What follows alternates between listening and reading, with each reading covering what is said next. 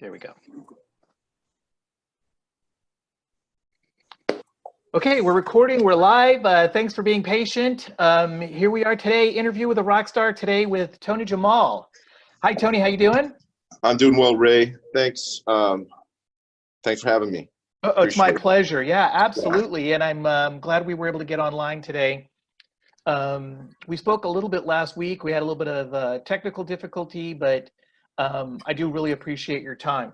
So, Tony, you are the owner and CEO of Age Advantage Senior Care in Roseville. Yes, I've been doing this line of work since early 2014, and just build it over time. I love what I do. Took care of my grandma when she was around. I loved the care, and just formed good relations over the years. Good relationships with people, and we are fully licensed agency, and that's we also serve the greater Sacramento area as well. And Right. Yeah, so it's just a real brief overview of right. And I definitely want to talk to you about your grandmother, your story, which I think is very nice, very well done, and super interesting. I read it on your website, and that's one of the reasons I wanted to see if we could get together and talk online here. But before we do that, tell me a little bit. You've been doing this since 2014. What did you do before? What I did before was I did some tutoring, did some of that, and did just some volunteering with kids in the community as well. Loved math, something that I was very good at growing up, and went to graduated Berkeley '06, and then in '09 I graduated Colorado State, Wow. master's in business. So just love helping people, and I really gravitated toward this because my grandpa had some difficulty the last 3 years of his life. Me and my mother were helping him out quite a bit, and we did go through some agencies to find great care. And he really appreciated, the person that he had that was taking care of him. And it was about the last 6 months where it was a good relationship, and the last 3 years were really hard. He got in an accident, and so I just like an auto accident, or yeah, he was hit by another vehicle. So oh my gosh. Yeah, and that was stopped, and then there was they didn't realize there was a stop sign at the top of the hill or something, but he did fine, but they clearly did not, they did not drive while he got settlement for that and everything. But yeah, it was hard. It was hard to see that, but I just know that in this line of work, having someone that really cares about what they do, is in it for the right reasons, that's really, really important. And I've, since day one, done all the hiring, and that's right. You get in the right people in the home that have experience and are able to handle any conflict or any changes. And it's just one of those things where finding the right person at times can be difficult, but you just well, I can imagine, roll with it. Yeah, one of the things I'll just the detail on this is when I do a check on someone, a reference check, I pick from 4 job references, and I pick from 3 personal references. And the personal reference is someone they've had to know for 2 or more years, preferably a manager. It could be even a best friend. We stay away from like family members, significant others, that sort of thing.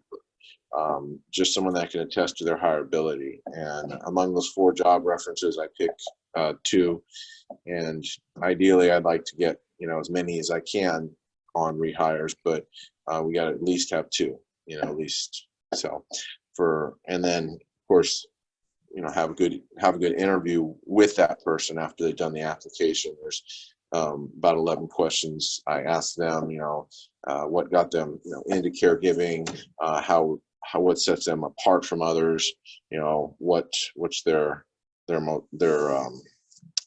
favorite part of the job, and how would they handle a situation where someone was not following protocol, or how would you handle a situation where you had a difficult client, so just variety of questions, and just kind of get an idea of what's their motivation too, so Right. yeah. What? So let's say hypothetically, it sounds like you hire pretty much people with experience, but let's say hypothetically that I was interested in becoming a caregiver. What kind of criteria do I need? I mean, do I need to? Is there a license I need to get? Do I need to be a nurse or something? How does that work? Well, through the licensure process, we have everybody has to have a home health aid number through Department of Social Services, and the requirements for that are, passing live scan, TB test, current and negative tests within the last 2 years. I have to go through the training, in-person training, as well as online. How long is that? That takes that's 5 hours online, and then the 2 hours in person. Okay, so that has to be done, and then the person is able to work once they get that clearance through live scan DOJ, and as well as the TB test, they're able to work in the home. So wow, okay. Yeah, but I mean, the year of experience, what counts as a year, could be a volunteer position, at a senior day center. It could be with a family member, another home care agency, home health agency. As far as licensure is concerned, I would really like to hire people that have CPR, first aid. CNAs, it's even better. Because then they can go in like a skilled nursing facility, and maybe an overnight. We typically don't have a lot of shifts there, but when we do, it is for overnight, and they're required to have CNA as the protocol with the state when it comes to that kind of a facility. So, and for the people that are watching, exactly what is CNA? Certified nursing assistant. It's something that is a recertification every 2 years. They take classes for it, or people take classes for it, and it's just kind of it's a little bit higher than CPR. Right. First. Okay. Yeah. So it's in it. It's funny you made a mention about people volunteering. My father was in the military. I grew up in Germany during my high school years. My grandmother was German. On my mother's side, and one of the things I learned while I was over there, this was in the in the late 70s. In Germany they had, I'm assuming they still have I don't know what to call it, like state employment. In the United States, we would typically call it a draft. You're required to serve and in the military. But the way Germany handled it with folks that were conscientious objectors. Not that there's anything wrong with that, but they still had to serve the government for 2 years. You're 18 years old, and what they had that opportunity to do was actually to work for example, an old folks home or a care facility, which is how I found out about it, because there was a young man that was working in the facility where my grandmother lived, and she told me the story about who this nice young man was, and I was 17 years old, and he was 18 or 19. He was a couple years older than me. So it's great that here in the United States we have the opportunity to, volunteer to help people, and this sounds like one great way to do that. Now you started in 2014. And you mentioned that you started with helping your grandmother, but you helped your grandfather as well. That was for 3 years, right? Yes, but that was from 03 to 06, because he passed in 06. She did quite a bit for him with she got a bad back because she helped him out quite a bit, and he had edema in the legs because of when he had the accident. He had a surgery broken femur. His liver failed, and actually I believe it was kidneys, because he couldn't flush the toxins from his body, so his legs swelled up, so he had that. And he couldn't walk too well, so, and it was tough, but me and my mom would help them out, a couple times a week, and that was important, for me. I know he was always there for me, growing up, and as well as my grandma, and we spent a lot of time there, and at the home. So I guess, thinking of that moment was got me to thinking about, okay, my grandma's, a little older. She was fairly self-sufficient, 2014, 2015, less so in 2016. She passed very early in the year this year, but she had Oh, great I'm sorry. Yeah, it was tough, but she was 98. She lived a great life, and towards the end, she got to say goodbye on this earth, to everyone, and that she cared about, and that was important, So Sure. but yeah, I mean, I just felt really happy that I was able to give that kind of awesome care, and we always was always very close, with my grandparents, so it's something that it's just really fulfilling, as a profession. That's why I really like it, and it's something I knew that I do well, so. Yeah. And you can literally say, this is what I would do for my grandparents, my grandmother, my grandfather. We hear that a lot from people. If you were my mom, but you can literally say that this is what I would do. That's awesome. Yeah. Oh, How totally. do you I understand how you're hiring people, but I get the people you hire. Who are your clients? How are they finding you, and how can others recommend you to their, to people they know, or for their parents? I mean, on the screen we have your website, your phone number, your email. You're on Facebook and LinkedIn. I met you through networking. How do you get clients? How do people find you?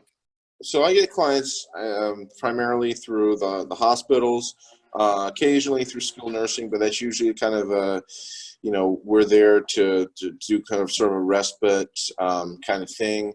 We don't actually work in those facilities often, but really it's through the hospital referrals. It's through also a network of people that I've accumulated over the years that I trust, and we refer back and forth. That's not quite as much as the hospital. It's sort of 2-to-1 in that regard, but it's just, and then of course word of mouth, so basically it's those kind of things. And then occasionally I get call from someone saying, "Oh, I found you on Google," and it's always nice, so typically those kind of things. It's just doing great work. And one of the things I feel the biggest thing is being accessible. And Yeah. in addition to the hiring, one of the other things that if people really need to reach me, they can anytime, because I have call forwarding on my office phone. Do have a great staff. I have great workers, but if they have to reach me, they have a way to do that on, That's awesome. Yeah. So, and that's, I just feel like that also helps with, my quality of care, and it's helped me get good referrals too. So. Mm-hmm. Okay. Now you said something earlier, and I kind of want to jump back because it was kind of interesting. You said that you had a good background in math and that you were a tutor. Were you tutoring kids? I was tutoring kids, yeah, mostly K through 8, but did some in high school as well. And it's just something that we did for a little while. So you worked both ends of the spectrum, kids and seniors. I was a 7th grade math teacher Years ago, when I got out of the Air Force in 1992, about a year or so later, I became a math teacher in Antelope. Yeah. Oh, good. Yeah. Yeah. It's great to, to teach people, teach kids. And Hmm. did a little bit of volunteering as well through St. Vincent de Paul, this thing called the Homework Clubs. Oh, okay. We did it like Wednesday evening, and we worked with kids. They had like kind of a little housing project there, and I worked with the kids from those families, and yeah, people just taking, being patient and just kind of seeing where they're at and just taking time. And it's not just being able to teach. It can be really it's really fulfilling, like it's Sure. to help someone, and to see them get it. It just takes time, a little time and patience. And they did great. They did great work. And I still nowadays still keep in touch with a few of them, and I know I overall, yeah, they're doing pretty well. So Good, that's good. a good thing. Yeah. So but yeah, yeah, I just felt like I like to help people. That's also another reason I got into this. It's just like a helping kind of thing, and there's a big need for it too. It's so that as well is a Yeah, of course, absolutely. Um, do you have but we didn't talk about this before, so I'm going to put you a little bit on the spot. What's your most memorable memory, I guess, the most important memory you have in the senior care services? I think the biggest thing is when someone, when you're there for somebody, whether with my grandma, but also, with another individual, we were there for him at the end of his life. It's just being able to give that kind of care, especially, at the end, and, fulfill kind of, what the family wants. That's the best feeling. I, I guess to put it in a nutshell, about this a specific memory, or a moment. I would say we was taking care of somebody last. We were taking care of someone last year, and I could tell that she was about ready to go, but just I could she showed she expressed how much we meant to her, and that we were there, when needed. So I guess those kind of moments. I don't know if there's specifically No, one. that's fine. Actually, the reason I asked is I used to work with a real estate agent and that's what she did. Also, she was a in-home senior care provider, and the gentleman she helped passed away some time ago, but she had posted about being, having taken care of him, and how the relationship develops, almost like a family. So, very, very strong bond, I can imagine. Hmm. Yeah. It So, is. It is. And yeah, you just kind of meet them where they're at, fulfill what they need, but mhm. um, it's always plan of care is really important, because we help as much as needed. And if they can do something, we let them do it. Just kind of observe, and just kind of really have be in tune with Right. the situation, and if it changes, being able to adapt is important. So